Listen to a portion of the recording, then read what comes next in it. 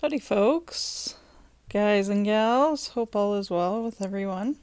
So, I wanted to just go over quickly something that I went over a long time ago about why you want to level up, especially if you're a free to play or cheap to play player. Leveling up gives you lots more room to wiggle. So, I don't have, this is when I reached 82. I don't have a lot of hero capacity compared to some because I don't generally buy it. And if I did buy capacity at this point, it would be 150 gold. And I'm too damn cheap to pay that. So I don't. I utilize what I have and the space that I have, and that has included feeding away some fully leveled 4-star vanilla heroes that I no longer use. Most I had duplicates of. So I had a hard time getting red in the beginning, so I had duplicates of Astrid. So I fed one of her away, and there was a couple others. I'm not sure which now. Because as my roster is growing, I didn't need them anymore. I ended up drawing 2 foxtrots and some several of the cowboy, who I can't think of her name right now. Isn't that sad? So I didn't need her, and I didn't. The only one I haven't fed away that I only have one copy of is Hollow Pointless, and he might be going soon too, because I can't even remember the last time I used him. Now, I have had to also feed away a whole bunch of 5-stars that I've got from TS20 because it seems to love to give me coyotes and hushes, for instance. So I've ended up feeding away probably well over a dozen 5-stars now. I keep getting duplicates of Kurgan too, and I've had a whole bunch of sure shots as well. Sucks to do that because they haven't introduced any kind of a trade-in option yet through a Hero Academy or whatever they're gonna call it, like Empires and Puzzles. But oh well. I'm gonna keep 2 TS20s going. I've got 2 now, and I'm gonna keep 2 going. So I might end up feeding away more 5-star vanilla heroes if I end up getting more coyotes and hushes. But it is what it is. I'm going to keep them running because I would like a copy of Crockett. I would like a copy of Anastasia, so it is what it is. Alright, so in this one, leveling up to 82, that max hero capacity went up by 3 and weapon capacity by 3, which is pretty awesome. So I just utilized what the game offers for free by leveling up. So if you have a lot of Wii flasks, use them for this. It's easy enough. I know not everybody can do it, but I do have a tedious job that requires a lot of desk work sometimes, so I can just hit autoplay and continue to farm on 13.8. It's probably one of the ones I hit up the most. 9.1 as well, and both in veterans. So lots of reasons to use your Wii flasks because of all the free stuff that it does give you. So I got another screenshot I'm going to just pull up here, and it's when I reached 85. Okay, so here's when I reached 85, and this is pretty recent because I'm not quite halfway leveled up to 86 yet. Like, I think I've got about a third of the experience so far. So this was one of my game goals though, and I am going to put this in the game goal folder. And I'm also going to attach the earlier video in the description of kind of the economics of the game I talked about in that one. And if you were going to purchase stuff, maybe different stuff to look at that was of value. So like getting the VIP, for instance, or getting the Path of Valor. Those are the 2 things that give the most bang for your buck.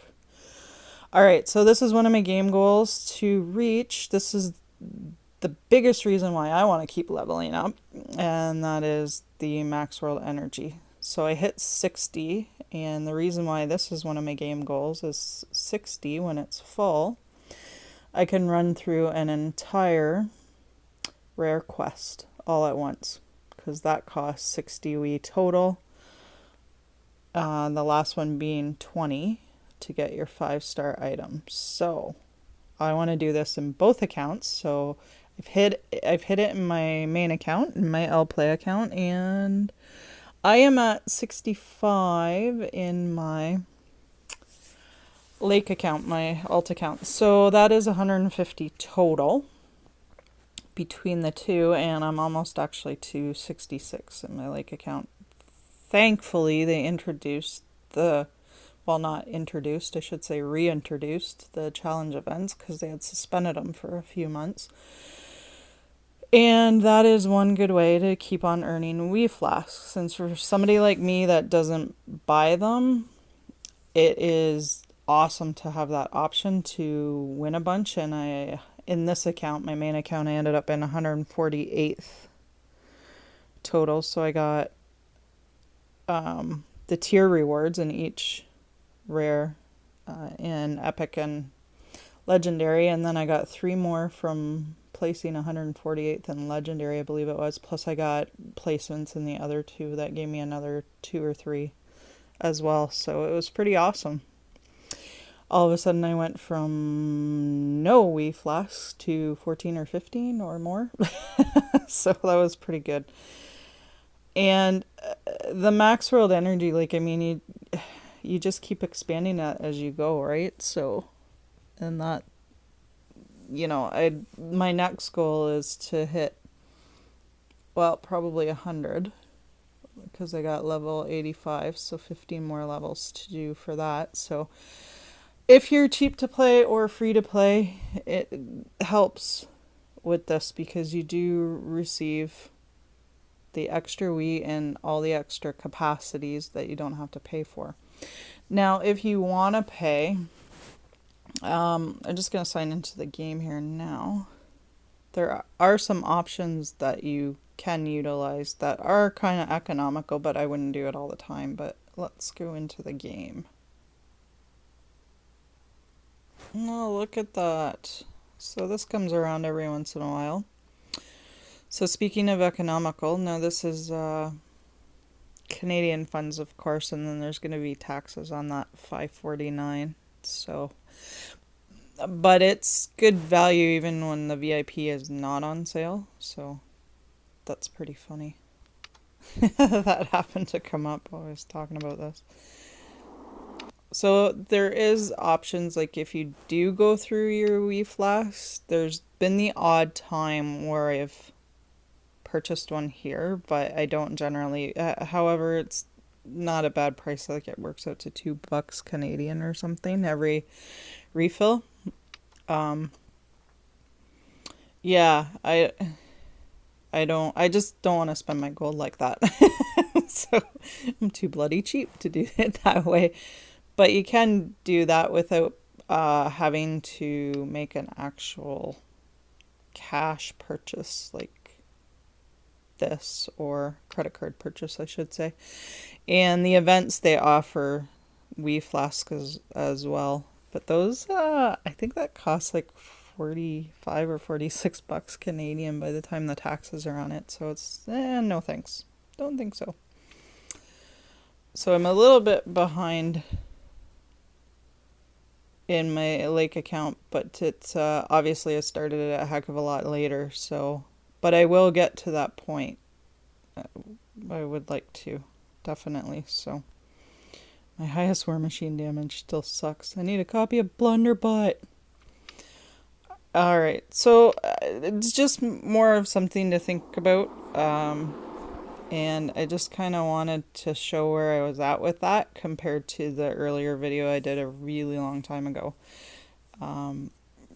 It's just all about utilizing what you can get for free from the game too. So every time you level up 2, you get the extra War Machine hits, and you can possibly get yourself into a higher loot here at the end. Like maybe you're normally a C hitter, and because you leveled up, you got into B, and you might get a 5-star uh, promo mat, right?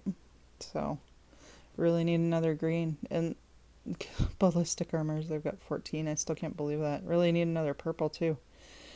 Um, and again, it's a lot harder because they don't, in this account, because they don't generally draw heroes. So I did, you see, I only have 146 gold. I did do some single pulls when that new event was on, and I have no idea why, but I am so freaking happy.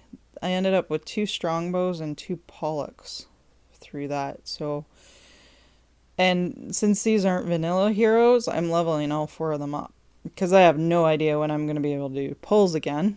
So I will definitely do that. And then with some of my epic hero tickets that I saved up, I managed to get a couple of jackrabbits, which was awesome. And I think I got 2 buckies as well. And there's Havoc from that Alliance quest event as well. So pretty cool stuff because I don't get a lot of chances to do pulls, and other than with coins and that. And I thought, well, you know what? I'm going to do some single pulls even though I don't have enough to do. Obviously, the value is to do 3,000 and a 10 pull on those events, but I was like, hey, this is fantastic. I ended up, yeah, the 2 strongbows. That's awesome because we see blue tanks quite a bit. And as we've climbed the ranks, I think we're in 37th place or something in Farmed and Dangerous here.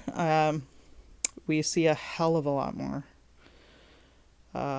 blue tanks because we were seeing, when we were a bit lower, we were seeing lots of purple tanks, still lots of Ranas, but now no, it's blue up here. So, and this guy looks awesome, kind of a mini Krampus but fast charging sniper. So really cool. I'm looking forward to using him. All right, so just something to think about, guys. More for the economics of it and what the game gives you for free. And yeah, if you want to check out my earlier video on it, it'll be in the description. Okay, thanks, folks. Have yourself a good night.